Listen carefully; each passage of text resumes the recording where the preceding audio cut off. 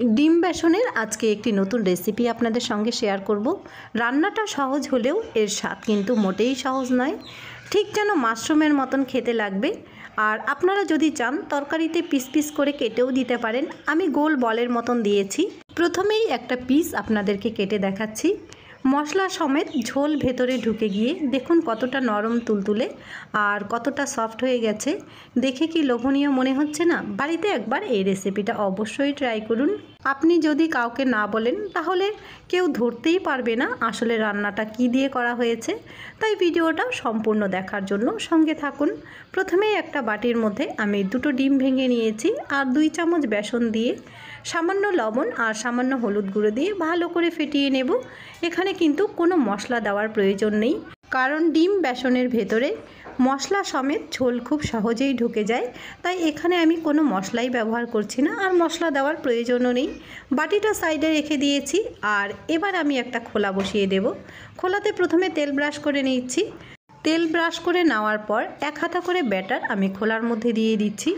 আমি 2টো ডিম ভেঙে দেখিয়েছি। পরিবারের সদস্য অনুযায়ী আপনারা ডিম এবং বেসনের পরিমাণটা দিয়ে নেবেন।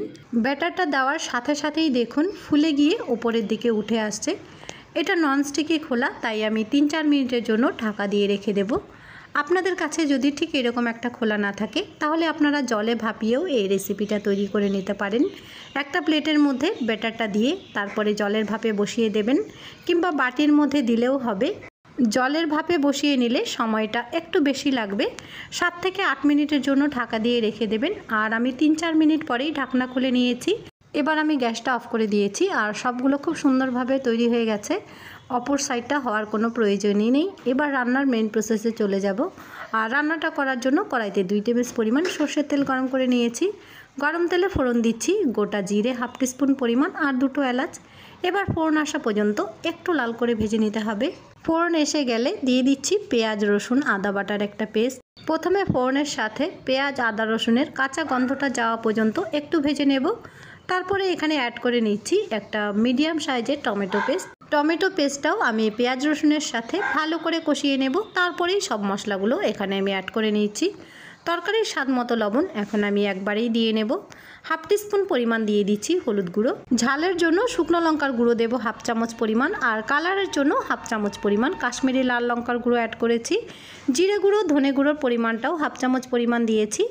এবার সব মশলাগুলো হাতে একটু সময় নিয়ে খুব ভালো করে কষিয়ে নিতে হবে যতক্ষণ না মশলা থেকে তেল ছাড়তে শুরু করে। আর আমিও কিন্তু মশলাটা বেশ ভালো করে কষিয়ে নিয়েছি। মশলা থেকে তেলও ছাড়তে শুরু করেছে। এবার আমি ঝোলের জন্য 1 গ্লাস পরিমাণ জল দিয়ে দেব। আর ঝোলের মধ্যে প্রথম পলক আসতে না আসতেই আমি ডিম বেসনের বড়াগুলো দিয়ে দিচ্ছি, কারণ বড়াগুলোর ভেতরে মশলা সমেত ঝোল খুব ভালো করে ঢুকতে হবে।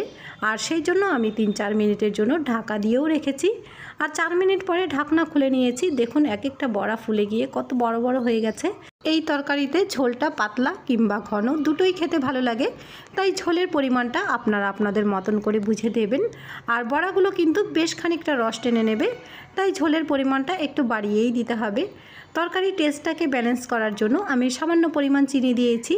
আমি কিন্তু গ্রেভির জন্য 1 গ্লাস পরিমাণেই জল দিয়েছিলাম। আর রান্নার শেষে গ্রেভিটা একদম ঘন হয়ে গিয়েছিল, সেজন্য বলছি ঝোলের পরিমাণটা একটু বাড়িয়ে দেবেন, কারণ বড়াগুলো বেশ খানিকটা রস টেনে নেবে। আর রান্নার শেষে 1 চামচ পরিমাণ গরম মশলার গুঁড়ো দিয়ে তরকারিটা বেশ মজিয়ে আর জমিয়ে রান্নাটা করে নামিয়ে নেব। আপনারা যদি চান তাহলে বড়াগুলো 4 পিস করে কেটেও তরকারিতে দিতে পারেন।